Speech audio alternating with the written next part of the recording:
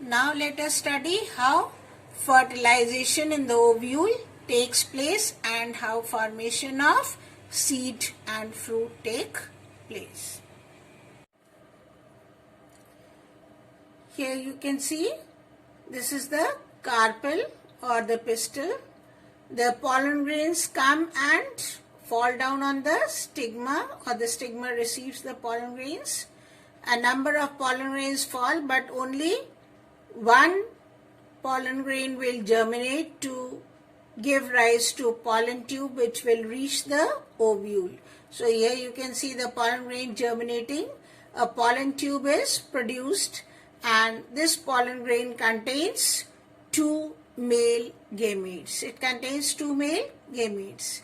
Here you can see this is the ovary, and ovary is containing the ovule, and inside the ovule is the embryo sac. Inside the ovule is the embryo sac which is containing the female gamete,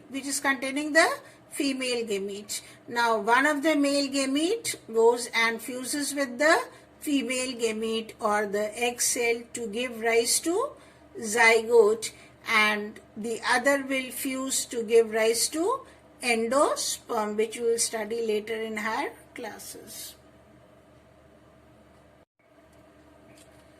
Here you can see in the diagram the pollen grain producing the pollen tube, and here you can see the pollen tube reaching the embryo sac, and then one of the male gametes fuses with the egg cell and gives rise to zygote. So let us quickly revise it through a flow chart. Pollen grains get deposited on the stigma. They swell and form a pollen tube. Now the pollen tube enters the style and reaches the ovule which is present inside the ovary.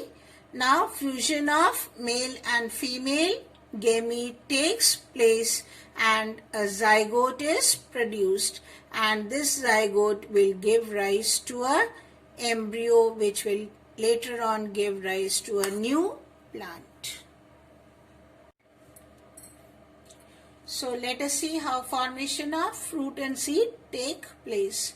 After fertilization, the zygote undergoes division several times to form an embryo within the ovule.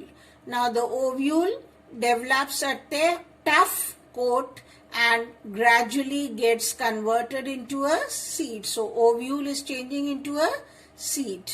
The ovary grows rapidly and forms a fruit. So ovary has changed into a fruit and ovule has changed into a seed. And what happens to the sepals, petals, stigma and style? They fall down. So only fruit and seed are left. So here in a pea flower you can see the ovary and the ovules. Now what will happen? The ovules will change into seeds, and what will happen to the ovary wall? The ovary wall will give rise to the pericarp, that is the outer covering of the pea pod. So here you can see what will happen, and the sepals and petals will fall down. So you are left with only the pea pod, which is the outer pod is the ovary wall, and the seeds are the things which we are eating, pea.